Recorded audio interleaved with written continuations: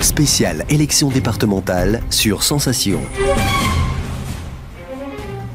Bonsoir et bienvenue dans cette nouvelle émission consacrée aux élections départementales. Jusqu'à la fin de la semaine, Radio Sensation vous présente les candidats présents sur les cantons de Maurepas, Montigny-le-Bretonneux, Plaisir et Trappes. Je vous rappelle que les élections départementales se tiendront les 22 et 29 mars prochains. Elles remplacent les élections cantonales et vous voterez pour la première fois non pas pour un candidat mais pour un binôme homme-femme. La parité, c'est la grande nouveauté de ce scrutin. Ainsi, la prochaine assemblée départementale sera composée d'autant de femmes que d'hommes. Le département des Yvelines, c'est désormais 21 cantons au lieu de 39 précédemment et donc 42 conseillers départementaux à élire, 113 binômes en lice et ce soir nous recevons Alain Hadjadj, candidat d'Union de la gauche sur le canton de Trappes. Bonsoir. Spéciale élection départementale sur Sensation. Alain Hadjadj, bonsoir. Bonsoir. Vous êtes né le 6 octobre 1957, vous avez donc 57 ans. Vous avez grandi à Sarcelles en Seine-Saint-Denis, vous avez rejoint le Parti communiste en 1985, il y a donc tout juste 30 ans. C'est un événement particulier qui vous a poussé au sein du Parti communiste ou c'était quelque chose de logique finalement, suite à votre engagement étant plus jeune? Alors, je rectifie juste, Sarcelles est dans le Val d'Oise, en Seine-Saint-Denis. Mais c'est pas grave. Excusez-moi, ouais. Seine-Saint-Denis 93. Je suis fier de ma ville où j'ai passé beaucoup de temps. Non, c'est une histoire presque normale, naturelle. Moi, j'ai grandi donc dans une ville communiste. Sarcelles était une municipalité communiste. J'ai côtoyé longtemps les militants communistes. À cette époque, je n'étais pas militant communiste. J'étais à la Ligue communiste, donc plutôt de l'extrême gauche. Et puis j'ai fait ce cheminement naturel au moment où je me suis confronté au monde du travail, aux réalités finalement, et où il a fallu faire des choix de positionnement un peu différents. Et là j'ai effectivement rejoint le Parti communiste. Je travaillais à l'époque à Mantes, j'étais animateur, je m'occupais des jeunes, et j'ai senti le besoin de promouvoir une alternative politique crédible, différente. Quel regard vous portez aujourd'hui sur le Parti communiste français? Certains disent que le parti est en bout de course, c'est ce qu'a déclaré notamment le secrétaire d'État aux relations avec le Parlement, qui a dit le PCF ne fêtera pas son centenaire en 2020 du coup. Vous êtes d'accord avec ça? Est-ce que votre parti est en bout de course ou c'est un parti qui sait encore... Écoutez, encore dans le jeu politique français? Il a 95 ans, donc s'il ne fête pas son centenaire, il en aura fait 95. Je souhaite beaucoup la même chose aux autres partis. Le Parti communiste a besoin de continuer d'évoluer, il évolue, il a besoin de continuer d'évoluer, mais c'est... Finalement, le Parti communiste est confronté au même problème que les partis français, c'est-à-dire retrouver de la crédibilité, retrouver le chemin finalement des aspirations, des attentes, des espoirs, redonner de l'espérance. Et ça nécessite un travail. Le Parti communiste est amené à ce travail-là, tout comme les autres, et pas plus et pas moins que les autres. Sur le canton de Trappes, vous faites campagne aux côtés de Jeannine Marie, candidate sortante. Votre binôme est soutenu par le Parti socialiste, mais pas par votre parti à vous, le Parti communiste français. Est-ce que ça vous dessert cette cacophonie entre les partis, entre votre binôme et l'autre binôme de gauche, ou on vous en parle un peu sur le terrain? Finalement, on m'en parle peu, en tout cas, on m'en parle peu à La Verrière, évidemment, et dans les autres villes où je fais campagne. Je pense qu'effectivement, c'est pas ce que l'on a souhaité, c'est pas ce que l'on a voulu. Moi, j'ai œuvré jusqu'au dernier moment pour un rassemblement à gauche, avec l'ensemble des forces. Je m'y suis employé jusqu'au dernier moment, j'y ai cru jusqu'au dernier moment. Voilà, il y a des rigidités, il y a des raideurs qui font qu'aujourd'hui, nous n'arrivons pas à proposer aux Français et aux électeurs de notre canton un message politique, rassembleur, clair, et qui construise une perspective d'avenir. Et selon vous, ça joue pour la droite et l'extrême droite, en faveur de la droite et l'extrême droite? Ou alors on saura le temps voulu Je crois pas. Je crois que finalement, l'électorat de gauche va se retrouver avec deux choix au premier tour. Un choix fait d'expérience, fait de compétences, fait d'une diversité. À La Verrière, je suis soutenu par beaucoup de gens, de communistes, front de gauche, écologistes, de sensibilité de gauche. Et puis, je pense que nous allons tous nous rassembler. Finalement, nous allons pouvoir offrir un message au premier tour un peu large, et puis au second tour, nous nous retrouverons sans aucun problème. Parlons de votre programme. La priorité numéro 1, c'est le social. Quels sont les manques que vous avez ciblés, que vous avez cernés, qu'il faut combler pour vous aujourd'hui sur votre canton et dans le conseil départemental de demain? Écoutez, on le dit souvent, on est dans un des départements les plus riches de France. les plus riches de France, en ressources, en niveau de vie des populations. Et donc il faut effectivement jouer à fond la carte de la redistribution de cette richesse en faveur de ceux qui en ont le plus besoin. Et par exemple, notre canton est typiquement celui qui peut être au centre de ces nouvelles politiques, dans la mesure où nos 3 communes, Trappes, La Verrière et Lancourt, sont les 3 communes les plus pauvres de l'agglomération au niveau des ressources des habitants. Et donc il faut effectivement qu'une partie de cette richesse du département aille vers ces populations, en nombre de travailleurs sociaux, en appui aux demandeurs d'emploi, à la formation, à l'aide à la scolarité des collégiens. Il faut vraiment qu'on puisse redistribuer les richesses du département. Aujourd'hui, le département n'en fait pas assez, selon vous? Ah, c'est clair. C'est clair, c'est incroyable quand on compare les politiques qui sont mises en œuvre dans le Val-de-Marne ou en Seine-Saint-Denis en direction des populations. Un des départements les plus riches fait le moins en matière d'aide à la scolarité, fait le moins en matière d'aide à l'insertion, fait le moins en matière d'aide au logement, par exemple, ou à la rénovation urbaine dans les quartiers dits défavorisés. Vous proposez notamment le maintien des centres de PMI, centres de protection maternelle et infantile. La majorité actuelle UMP-UDI estime de son côté qu'il faudra se réorganiser, c'est-à-dire en supprimer probablement, à cause du désengagement de l'État, de la baisse des dotations. Pour vous, c'est faux, cet argument n'est pas valable, ce manque d'argent, de liquidité, pour continuer à financer Qu'il y ait une baisse des ressources du département, c'est évident, on subit la même baisse dans les collectivités, mais nous, par exemple, dans nos collectivités, nous ne faisons pas le choix de réduire les aides sociales, les réponses aux habitants. Nous faisons d'autres choix de contraintes et de gestion.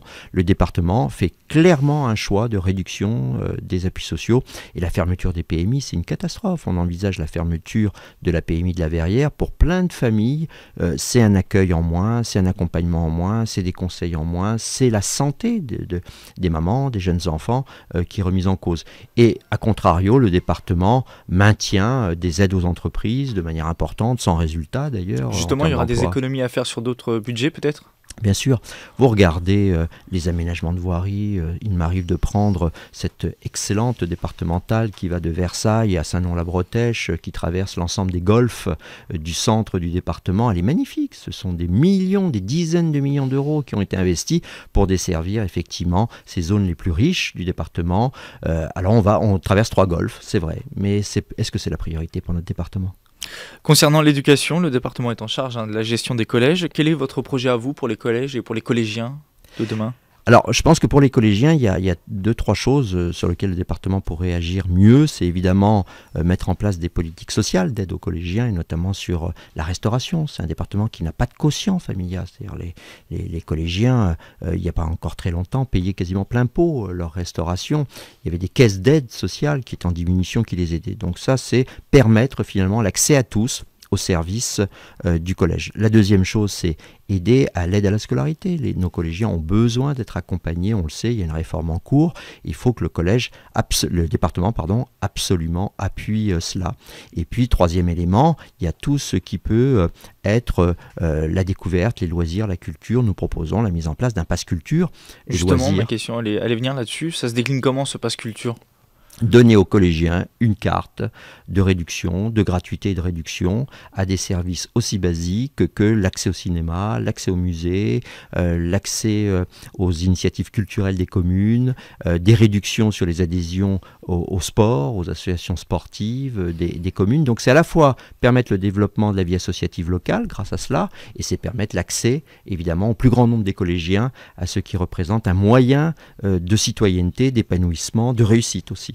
La majorité actuelle insiste beaucoup sur le numérique au collège. Est-ce que c'est une voie qui vous va à vous, ou vous pensez que ce n'est pas la voie nécessaire pour le... Non, très bien, ce n'est pas la voie suffisante, c'est une des voies. Que ne l'a-t-il fait auparavant ? Pourquoi avons-nous du retard ? Il y a des départements où chaque collégien est déjà équipé. Donc il faut le faire, il faut commencer par les collèges où les enfants sont le plus en difficulté. L'autre grande compétence du département, c'est les routes. Dans votre programme à vous, vous indiquez vouloir réviser le schéma directeur de la voirie départementale. Précisément, qu'est-ce que vous voulez faire en fait? Regardez, sur notre canton, nous avons plusieurs routes départementales qui n'ont pas été aménagées, améliorées depuis près de 30 ans. Le pont de la Villedieu, qui est une catastrophe départementale. Les franchissements, finalement, nord-sud, sur la route nationale 10, qui impliquent le département, n'ont pas été traités.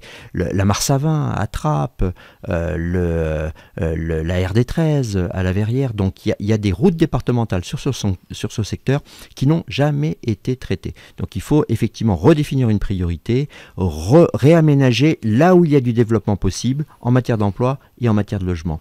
Et faire des investissements là où il y a de l'innovation, de la création d'emplois, de la création de logements. Vous, élu communiste, quelle vision vous avez du département aujourd'hui? On discute des compétences en ce moment au Parlement. Vous êtes pour un département fort, les mêmes compétences, ou avec moins de compétences et un transfert vers les intercommunalités notamment et la région? Moi, je suis pour un grand débat citoyen sur la réorganisation effectivement des collectivités. Je pense que ce n'est pas que l'affaire des partis et l'affaire des élus qui essayent de protéger quelquefois leur zone d'éligibilité et de représentation. Je pense que c'est une affaire de citoyens. Il faut que les citoyens s'impliquent, soient impliqués dans un débat qui passera sans doute par une réforme, une réorganisation effectivement des échelons communaux, intercommunaux, départementaux, mais surtout il faut trouver des compétences qui se regroupent, qui se retrouvent et qui facilitent effectivement éducation, emploi, logement. Aujourd'hui c'est pas le cas, on a souvent des superpositions, de la déperdition, il est vrai. Donc je suis pour ce débat et je suis pour effectivement qu'on regarde comment on peut réduire les échelons, mais en même temps en protégeant... Il aurait fallu plus de débats. L'idée est bonne, oui. C'est ce que vous dites, mais plus de débats. L'idée, je ne sais pas si l'idée est bonne, elle est nécessaire. Elle est nécessaire.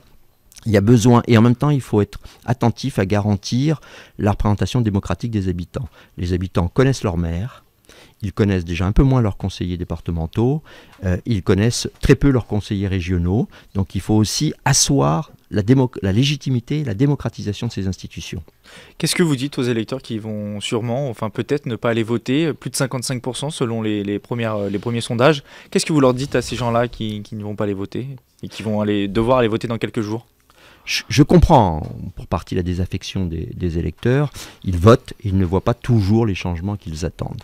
Ils élisent et ils ne voient pas toujours des élus respecter leurs promesses, leurs engagements. Moi, j'ai envie de leur dire, l'échelon local est un bon échelon. C'est un échelon où vous pouvez vérifier l'engagement, la responsabilité de vos élus, la tenue de ces engagements. Et donc, investissez-vous fortement dans les échelons locaux, regardez comment fonctionnent vos élus, soyez exigeants envers eux, et exigez qu'ils vous rendent compte de leur mandat, exigez qu'ils tiennent leurs engagements et leurs promesses. Voilà ce qu'on a envie de leur dire. Soyez acteurs. Spéciale élection départementale sur Sensation. C'est la fin de cette émission spéciale départementale. Merci Anna Djadj d'avoir répondu à nos questions. Je rappelle que vous êtes le candidat de l'Union de la Gauche, soutenu notamment par le Parti Socialiste sur le canton de Trappes, et votre colistière c'est Janine Marie, candidate sortante. Le 22 mars prochain, vous serez opposé notamment à Nicolas Bauer et Marie Beau, candidats du Front National, Jean-Michel Forgousse et Anne Capio de l'Alliance UMP-UDI-Modem, Esther Lafitte et Luc Miseret pour l'Alliance Europe Écologie Les Verts Front de Gauche, et enfin Karim Alaswed et Slimane Boussana, binôme sans étiquette qui, malgré nos sollicitations, ne souhaite pas s'exprimer dans les médias. Bonne soirée à tous sur Sensation, Evelyne. Merci.